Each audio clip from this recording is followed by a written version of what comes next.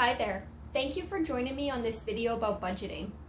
For me, budgeting is one of the fundamental starting points when you're looking to plan your financial goals to make sure that everything comes together properly. A lot of people that I sit with, a lot of my clients, when I bring up the idea about budgeting, it kind of freaks people out. They think of budgeting as somehow something that's going to decrease their flexibility and somehow, restrict their income. But the truth of the matter is that when you have a budget in place, you're not so much restricting your budget or restricting your income, so much as being empowered to take control of the money that you have coming in. By having that awareness of where your money is going every single month, you're then able to better make changes, move things around, and get things moving towards your bigger goals. So when it comes to a budget, there's always one big question: where do I start? Doing a budget doesn't need to be complicated. The first thing that you want to do is start with your income. You're going to want to write down everything that you have coming in, such as the employment income that you have, maybe it's business income that's consistent and reliable, and then anything else such as benefits or child benefits or any other consistent means that you have. Next, we want to start with expenses. I always recommend that you start with your fixed expenses. Fixed basically means that every single month, the amount that goes out for that specific need is exactly the same.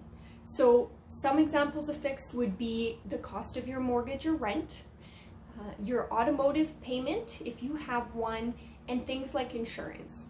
These things don't flex, they stay the same monthly, which means you can rely on that number to never change. The next area you're going to want to go is your variable flexible expenses. So these are things like your cell phone or your cable, food, gas, things like those. So it's not that these items are not absolutely mandatory every month. It's just that if you have a month where you drive a little less, you're not going to use as much gas. So you can't exactly budget how much you're going to need for gas. And the same goes towards food. The other great thing about the flexible variable expenses is that these are things that you have a little bit more control of should you need to make some switches. And those could be things like looking at a phone plan that's a little more cost effective, or adapting the idea of planning out meals so that food can be, more cost effective, but also more planned out so there's less waste of food and money. Things like that go a really long way. The other recommendation that I always suggest when a client is sitting down to do a budget is that you take a look at your bank statements. Now, typically we have a really good idea of what's coming in and out in terms of the standard stuff, but often what I find is that a client will realize that they're still paying for that magazine subscription or that gym membership, and they had no idea, and it's an expense that they can stop right away and not keep spending money in that area. I see it all the time, and the more often you do a budget, the more likely you are to catch these things. So once you go through all that, next what you'll do is you'll figure out what your remaining cash flow is for the rest of the month. So what you're going to do is you're going to take your incoming, so your income, all your benefits, you're going to subtract the total of all your expenses.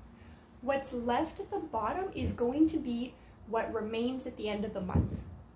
Now, there are two things that can come from this. First, you will realize that you have so much more disposable income at the end of the month than you thought. We sometimes don't take into account how many times we end up eating out or stopping for coffee or going for extra activities during the week like movies or date nights, all of which is very important. But by bringing that stuff into awareness, you can pay yourself first, which is putting stuff away or investing in your career or your future. and then have that extra that you allocate to yourself every single month so that you can kind of play around with your money because you worked hard for it. You deserve to do that too. The other thing that you can account for is, one, if you're looking to save, it may be beneficial to find a way to make more income if the number at the end of the month just doesn't reach your goals. So if you have any other budgeting questions, those are just the basics. Please feel free to reach out. I would absolutely love to help you. Budgeting is something that I'm incredibly passionate about because I feel like you can just create so much empowerment around your financial goals where you understand where your money's going.